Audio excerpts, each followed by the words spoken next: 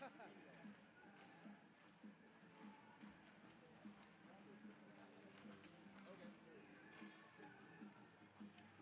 whenever the game starts, you can just start. Just press the record button when the game starts. Sounds good. I'm going to start talking now. Sounds good.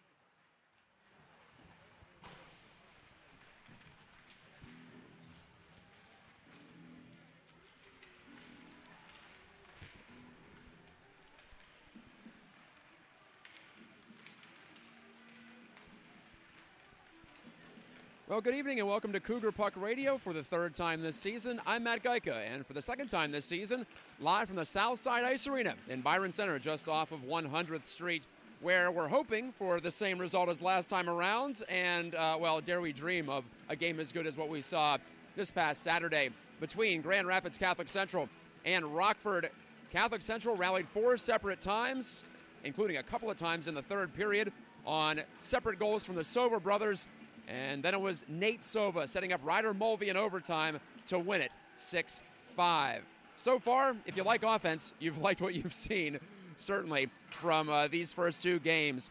The opener last Friday against Granville ended up 6-4 in the Bulldogs' favor. So, of course, we didn't like the ending, but certainly the Cougars' offense has come out of the gates firing and ready to go. That's 10 total goals in their first 2 games and a 1-1 record.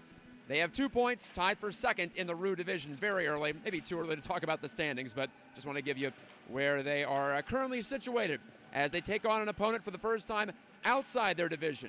Grand Rapids Christian invades the Southside Ice Arena tonight with a record of 0-1. They lost to those very same Rockford Rams 4-2 last Wednesday at Griff's Ice House. So it's been a little while since the Eagles were on the ice for a game, 1 week to be exact. And with a record of 0-1, they have fallen into a tie for 4th in the bomb division of the OK Conference.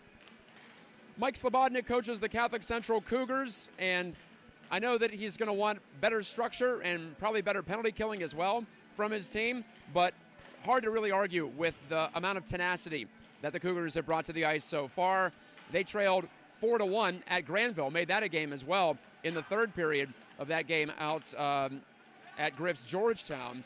And then I mentioned how many times they came back against Rockford last week. Their leaders so far, some of the usual suspects. Nate Sova, the sophomore, has a goal and 4 assists, including a clutch shorthanded goal in the third period last time out against Rockford that tied the game 4-4.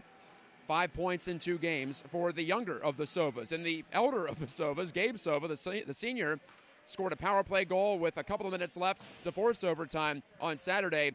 He's tied for the team lead with 2 goals. He has 3 points in the 2 games.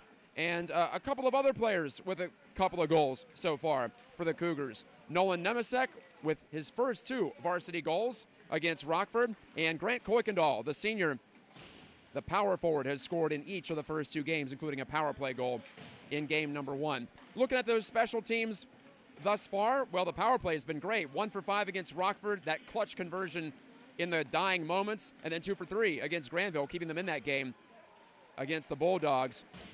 Penalty kill allowed 2 goals on 4 chances against Rockford, and it also gave up a goal against Granville last Friday. So, as you would expect from a team with a 1-1 record, some good things, some bad things, and they'll move on, as the goal is always to improve, especially at this point of the season. We're not even a week in to the campaign, which for the first time in a couple of years is a full campaign.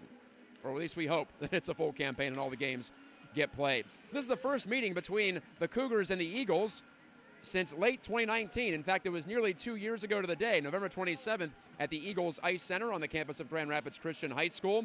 And that was a 3-2 win for Catholic Central. Ryan Rollins had 2 goals and an assist for the Cougars.